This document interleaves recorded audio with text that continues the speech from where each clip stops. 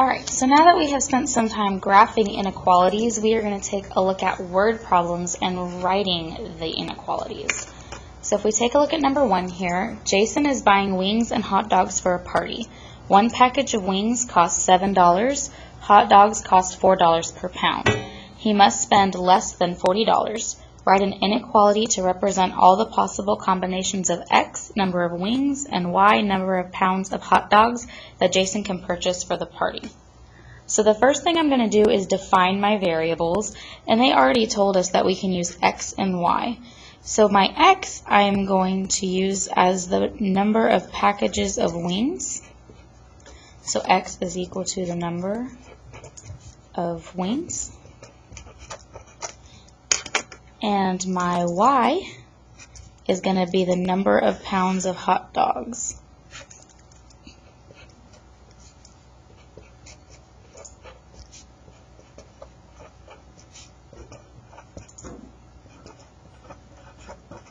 Alright, now before I can write my inequality, I have to determine what my inequality symbol is going to be.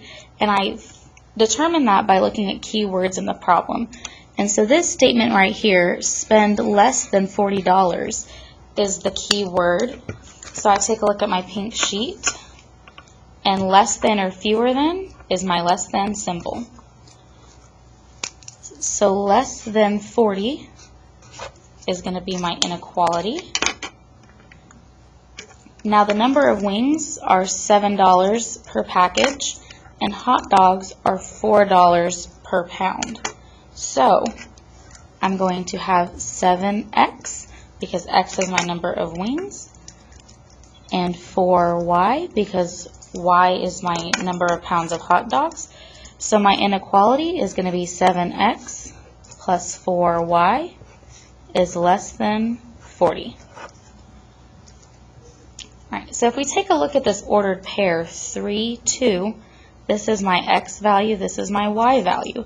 And this simply means I'm going to pair it with the variables I've already defined, because x is the number of wings, so this means that Jason buys 3 wings, and y is my number of pounds of hot dogs, so he buys 2 pounds of hot dogs.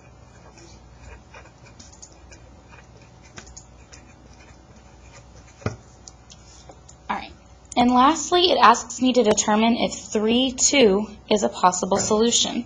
Now we already know that 3, 2 means he's going to buy 3 packages of wings and 2 pounds of hot dogs. So I can solve this by plugging in my values of x and y and determining if this inequality is true. So my x value is 3, my y value is 2. So if I go to my calculator, and I go to a calculator page, and I'm going to type in 7 times 3 plus 4 times 2, and I get 29. So is 29 less than 40? The answer is yes, and so 3, 2 is a possible solution. Now there is another way that I could determine this, and that is to plug back in 7 times 3 plus 4 times 2. And if I put in my inequality sign of less than 40, it tells me it is true. And so that will also tell us whether or not it is a solution. Alright. Let's go ahead and take a look on the back side at problem number 2. Cameron earns $5 for every A he makes on his report card. He also earns $2 for every B he makes on his report card. How many A's and how many B's does Cameron need to make at least $54? So again, the first thing I'm going to do is define my variables, and we're just going to use x and y again. So we're going to let x be the number of A's that Cameron earns, and we're going to let y be the number of B's that Cameron earns. Alright. Now again, to write my inequality, I need to take a look at the key words in my problem. So if he wants to make at least $54, let's take a look at our pink sheet. And here I have the words at least, and so that is going to be my greater than or equal to sign. So I know I'm going to have greater than or equal to 54. And if he earns $5 for every A, I'm going to have 5x. And he earns $2 for every B, so I'm going to have 2y. So my inequality is 5x plus 2y is greater than or equal to 54. Alright, now again they give us an ordered pair here, and this is just my x and my y variables that I already defined up here. So for 10.5, that means that Cameron earned 10 A's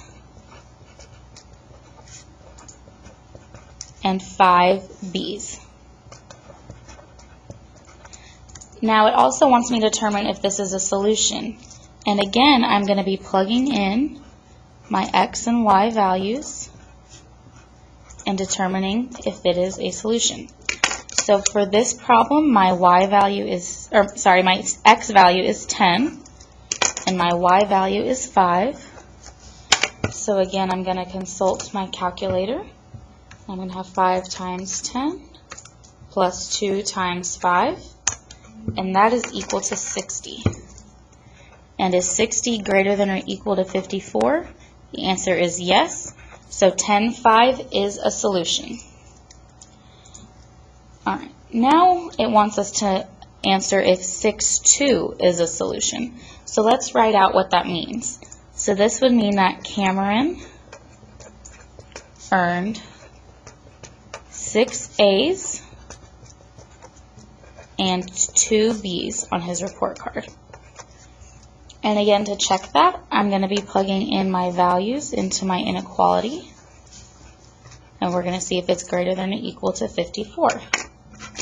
So my x value for this point is 6, and my y value is 2. If I plug that into the calculator,